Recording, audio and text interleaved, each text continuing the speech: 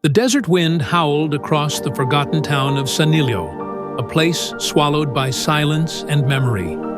Locals said the town didn't die. It vanished. Buildings stood intact, personal belongings untouched, but every resident was gone without a trace. Years later, a rugged figure stepped out of a dust-coated truck, boots crunching over abandoned pavement. Danny Toe wasn't there for legends. He was there for the truth. He pushed open the creaking doors of the old diner. Plates were still set on tables. Coffee cups sat frozen mid-morning. A jukebox stood silent, as if still waiting for a coin that would never come. The deeper he searched, the stranger it became.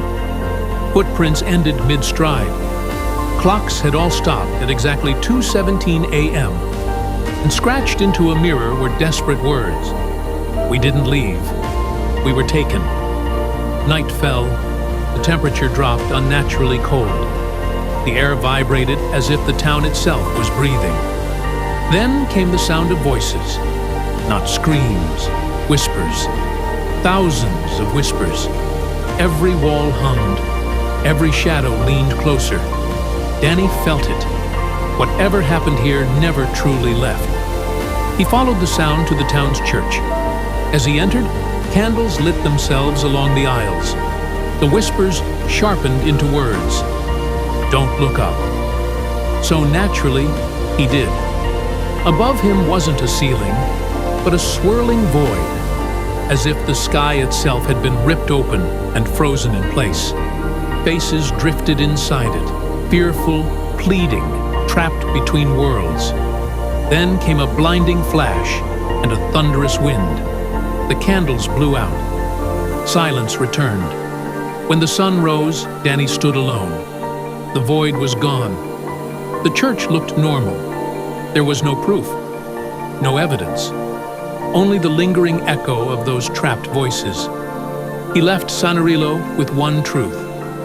Some mysteries don't want to be solved. Some secrets bury themselves deeper when you dig. And some places never really let go.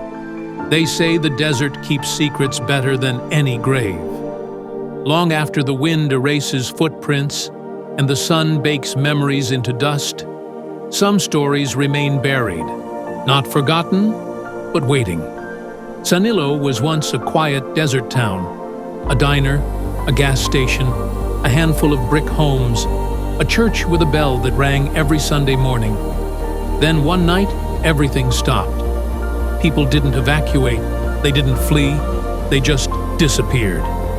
Years passed, and Sanorillo became a ghost town no one talked about.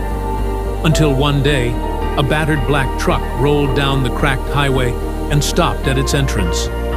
Stepping out was a weathered man with iron in his presence and scars that looked like they each had their own history. Danny Toe wasn't there for myths. He was there because unanswered questions bothered him.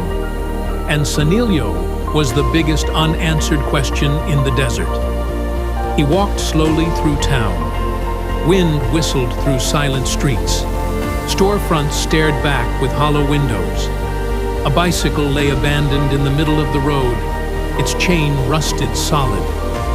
A newspaper fluttered across the pavement, its date frozen years ago. He pushed open the diner door. The bell above it chimed. Inside, life waited as if it had paused mid-breath. Plates of food sat untouched.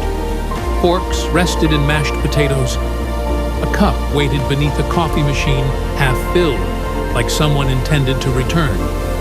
The jukebox lights flickered weakly, though there was no power, no bodies, no blood, no signs of struggle, just absence. Then something stranger. Every clock. Wristwatches in a lost and found box.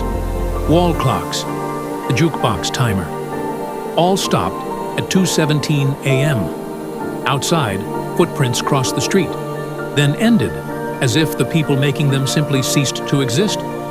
He followed them to a barber shop. The mirror was scratched with desperate letters. We didn't leave. We were taken. As the sun bled into the horizon and night swallowed the town, the air shifted. The desert heat drained instantly, replaced by ice-cold breath. The ground hummed, not a vibration, but a heartbeat. Whispers began again, soft at first, then layered. Men, women, children, all speaking at once, not screaming, pleading. Danny followed the sound back to the church. Unlike the rest of town, it wasn't dusty. It wasn't falling apart. It looked preserved, untouched. As he stepped inside, candles lit themselves one by one, like soldiers waking on command. His shadow stretched long and distorted. The whispers became words, overlapping, begging, warning, "Don't look up." He stood frozen. The air thickened. The entire church seemed to tilt and breathe. Candles shook violently. Every instinct screamed for him to leave. Instead, he looked up. There was no ceiling.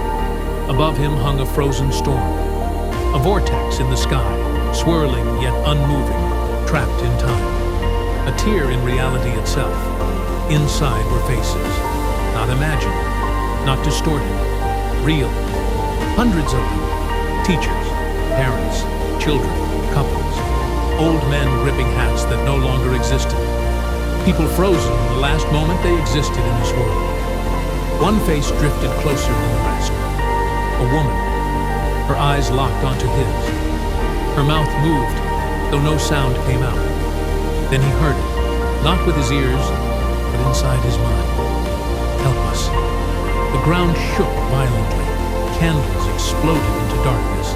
Wind roared through the church, though no doors were open. The whispering turned into a storm of voices. "Don't stay. Don't dig. Don't remember." Something was angry. Something very old. Something that did not want to be seen. Then, silence. Danny didn't remember leaving the church. He didn't remember walking back.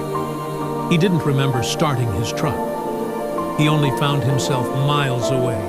Desert stretching endlessly in his rearview mirror.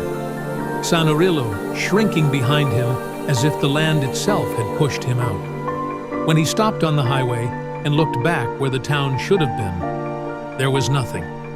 Just open desert. Sand. Wind. Heat. Haze. Sanorillo was gone. Not ruined. Not collapsed. Gone. As if it had never existed. Kindly subscribe to this channel for more chilling, true, unsolved mysteries.